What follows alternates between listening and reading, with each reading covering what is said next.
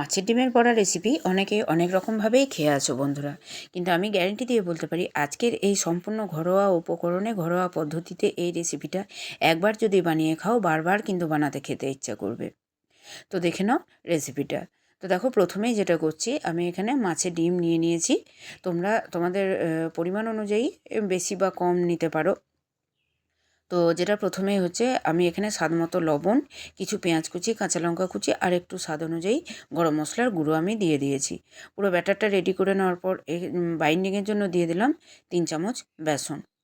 বন্ধুরা, এর আগেও আমার চ্যানেলে মাছের ডিমের বড়া রেসিপি আছে।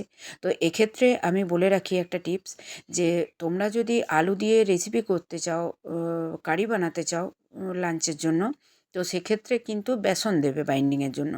আর যদি তোমরা ইভিনিং স্ন্যাক্স হিসাবে চা কফির সাথে খেতে চাও, সেক্ষেত্রে কিন্তু ভেজানো চিড়ে এর মধ্যে অ্যাড করবে।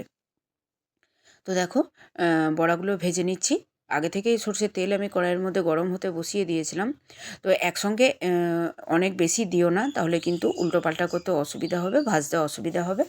তো আমি মিডিয়াম সাইজের রেখেছি বড়াগুলো। তোমরা চাইলে সাইজটা বড় বা ছোট অবশ্যই করে নিতে পারো। মিডিয়াম সাইজ হলে ভেতরটা খুব ভালোভাবে কুক হবে। খুব বড় বড় করে দিলে কিন্তু ভেতরে কাঁচা থেকে যাওয়ার সম্ভাবনা থাকে। তো দেখো, আমি বড়াগুলো ভেজে তুলে নিচ্ছি। এক রাউন্ড ভেজে তুলে নেওয়ার পর ওই তেলের মধ্যে আবারও আর এক রাউন্ড আমি বড়াগুলো ছেড়ে দিলাম। তো মাছের ডিমের বড়া রেসিপি এরকমভাবে আলু দিয়ে যদি একবার বানিয়ে দেখো, গরম ভাতের সাথে দুর্দান্ত লাগবে। আর খুব কম উপকরণ দিয়েই এই রেসিপিটা আজ আমি বানাচ্ছি। তো দেখো, দ্বিতীয় রাউন্ডের বড়াগুলোও কিন্তু ভাজা হয়ে গেছে আমার। একদম এরকম গোল্ডেন করে খুব কম আঁচে আমি ভেজে নিয়েছি।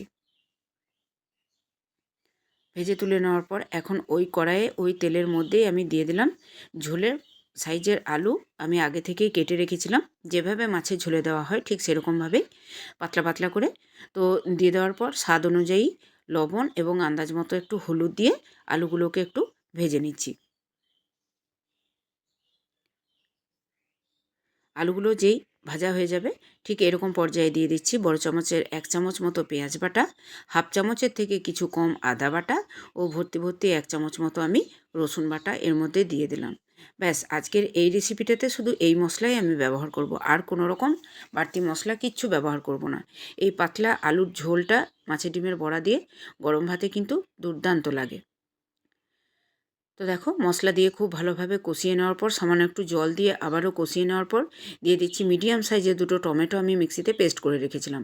সেই টমেটো বাটাটা দিয়ে পরেও আবারও খুব ভালোভাবে আমি কষিয়ে নিচ্ছি, যতক্ষণ না পেঁয়াজ আদা রসুনের যে কাঁচা মশলার গন্ধটা বা টমেটোর যে কাঁচা গন্ধটা থাকে, যতক্ষণ না চলে যাচ্ছে ততক্ষণ অবধি আমি কষিয়ে নিয়েছি।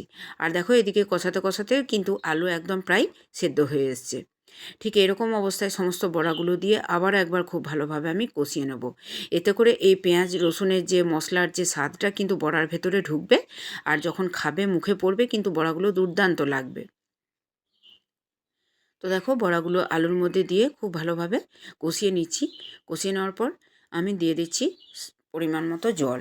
তোমরা যেমন ঝোল খাবে সেরকম দেবে, কিন্তু খুব বেশি ঝোল কিন্তু এটা ভালো লাগবে না, আবার খুব বেশি শুকনো শুকনোও কিন্তু এটা ভালো লাগবে না। কড়াইয়ের মধ্যে যেরকম দেখতে পাচ্ছ ঠিক এরকম ঝোল হলেই বেশি ভালো লাগবে। দেখো, কথা বলতে বলতে আমি দিয়ে দিলাম স্বাদ মতো চিনি, চেরা কাঁচা লঙ্কা ও ধনেপাতা কুচি। ব্যাস, রান্না একদম তৈরি। ফিরে আসি আবার অন্য